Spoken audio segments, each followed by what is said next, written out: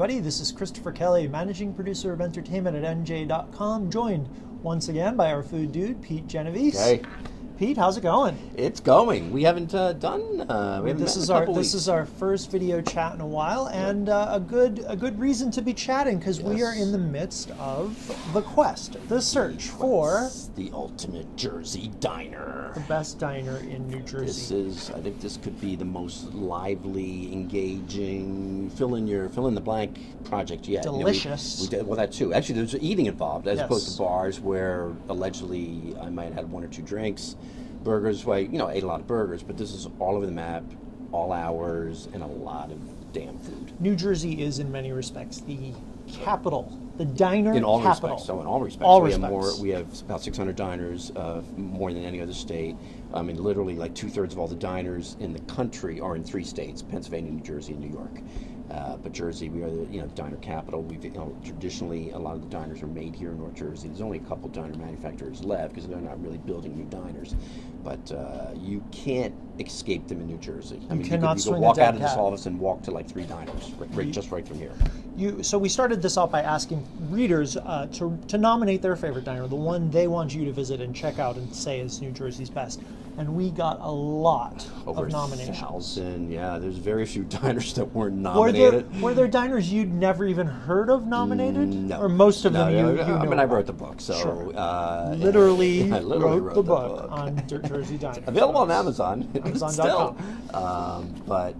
No, because there are very few new diners opening. Sure. So if a diner opens up, then I might not have heard about it. I mean, that doesn't happen because there are very few new diners. I mean, they'll take an older diner and refurbish it and turn it into something new. But these diners, many have been around for a while. So. And a lot of the age and the tradition is what makes the diners. That the same family has run some of these places for generations upon generations. Yeah. Many, yes, absolutely. And I mean, and it's a great thing about diners. You can have the classic sort of 50s. 60s diner, and some of the newer diners, they're sort of like these glittery, glimmering stainless steel chrome neon lit extravagances, and then you get to the sort of classic railroad car diner, and then in between. So they come in all shapes, sizes, and looks. What was funny was a lot of New Jersey. I think I need to teach a course somewhere, maybe Middlesex County College or somewhere, or Rutgers. Attention registrars. What is a diner? Because a lot of people. The hermeneutics of diners. That could be your I'm course not sure title. I'm going to use the hermeneutics. Well, I'm trying to academic it up. What the heck is a diner? I think something catchy like that. But a lot of people recommended coffee shops, luncheonettes, things that were clearly diners. Someone whose name I won't mention said that his favorite diner scene ever in a movie was in Pulp Fiction, which obviously it's a great scene, wonderful scene, great movie, but it's not a diner. So okay.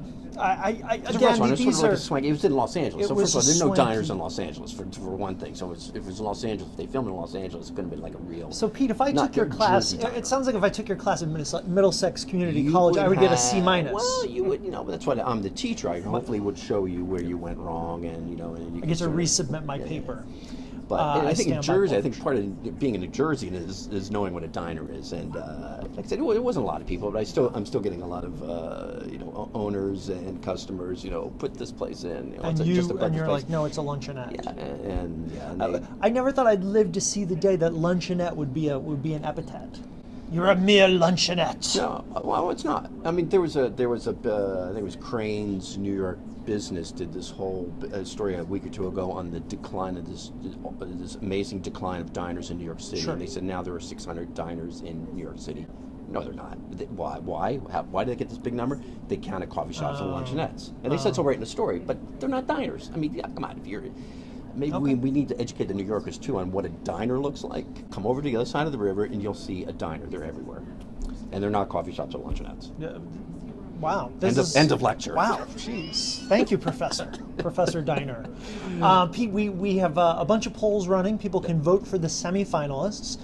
You're going to end up visiting 40 diners. 40 diners. The deadline, we've had over more than 60,000 people vote. 60,000 people have voted thus far. They can vote through Thursday evening. Thursday midnight, around 11:59 p.m. We have it in 4 categories, Right. different parts of the state. And, the readers are going to determine 20 of the semifinalists. We have North Jersey, Central Jersey, the Shore, and South Jersey. So the top 5 in each of those categories. That's 20. Automatically advance. Automatic advance, and then I picked the other 20. Do you see? What are you seeing in the voting thus far? I mean, there's some of the diners are 2 or 3, 4 diners, big name diners that everybody knows are up there, and then but the ones that are leading right now are diners coming. They're really obviously got behind it. They got their customers behind it. Been all over Facebook with it, and our Anthony has reached out to a lot of the diners on Facebook, and then they're into it. And that's our message to for those diners that aren't doing well. Get your get your audience, get your Taste Tuesday, you got clientele. Basically 3 whole a day or 2. You can vote once every day. Once in each category per day, so you can vote 4 times basically a day. So not a lot separates the top couple from somebody down 10 at the list. So you can make big advances and get into that top 5. And again, if you don't make the top 5, I can still pick you. And so we would advise people, diner owners, you can see where you are by voting. If you're down on that list, get your people get the vote out. Well, get the vote out, but if you don't think you're going to get in the top 5, go online and make a case for your diner. You're certainly allowed to do that. Do some lobbying. For my picks, for my 20 picks. So, Pete, are you going to surprise anybody with some of your picks? Are they going to be out of left field, things that aren't registering at all among the voters? Yeah, sure. Yeah, I think so. I mean, there'll be some diners that are not as well known. I mean, again, everyone knows the TikTok diner. Everyone knows Top's Diner. And they'll probably make it anyway because they're getting a lot of votes. But some of my diners are going to be spread in sort of maybe some of the corners of the state. All these 40 diners are going to be spread all over the state. This isn't a North Jersey diner showdown. This is a New Jersey diner showdown, and diners are all over the place. So some of my picks are going to be, to make sure everyone's sort of represented, but they're going to also be the best diners, and they might be some older. I'm sort of a sucker for sort of the older classic diners.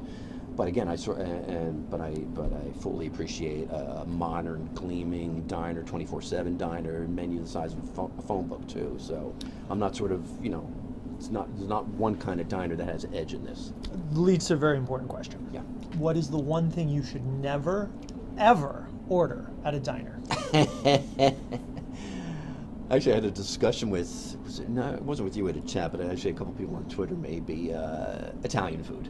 Really? Would be one thing. I mean, it would be one of the things. Anthony's nodding, who's Italian. I don't think I've ever found good Italian food at a diner. It's not, it's not what they do. Interesting.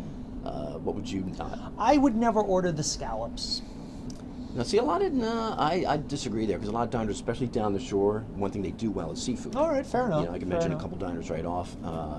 Seafood, fried seafood. They have the fried seafood combo. I got to be honest with you. I'm very conventional when I go to diners, which, let's be honest, here isn't very often. But when I do go, it's usually like an omelet. Yeah. Or a patty melt, something like that. Patty melt is a diner. Because that is a very dinery kind of thing. I like to act like I'm 100 years old. If there's a meatloaf special, maybe I'll do something like that. But it's a limited range of things where I think, oh yeah, the diner can really pull that off. I've been surprised, like I said, especially the bigger diners, and that some of the things that they do. And you always look for like the special. Especially the diners with the bigger menus, they'll have like a special section of the menu.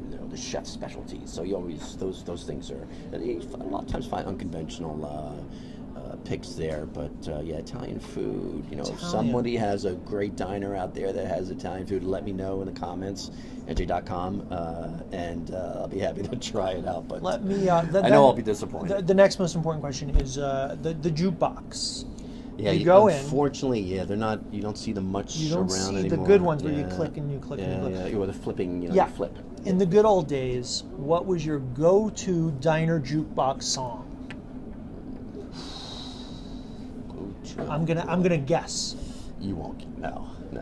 But I don't know if there's one. Our Mac producer Anthony votes for Mac the Knife. I'm thinking like sort of a diner, like a food kind of song. Go ahead, you pick. I would have suggested for someone like you, maybe like a Gimme Shelter. That's not bad. Someone like me. Of that era. Oh wait, I just dug myself a hole. That is all for this week. Gimme Shelter's good. I'm a That's Stones a good. That guy. feels like a good diner I'm a song, good right? Stones It's guy. late at night. No, actually, a better one. You can't always get what you want. But in a diner, But that runs counter to most diners. You can literally get anything you want. Not in some restricted breakfast to a certain time. And that, to me, that's not a true diner. You're gonna have breakfast all the time. Around the clock. But you can't always get what you want. But here it is. You can't always get what you want. But if you ask the waitress, she'll make an exception just for you at a diner. Pete has stories. Is the lesson here? Wait for the next couple of weeks when we start this. On that note, please vote in our search for New Jersey's best diner through Thursday at midnight, and then check NJ.com on Friday when we'll reveal the 40 finalists, semifinalists. Right, and the visits start next Monday. Visits will begin next week, and Pete will be at your favorite diner ordering omelets and patty melts galore, and maybe the scallops.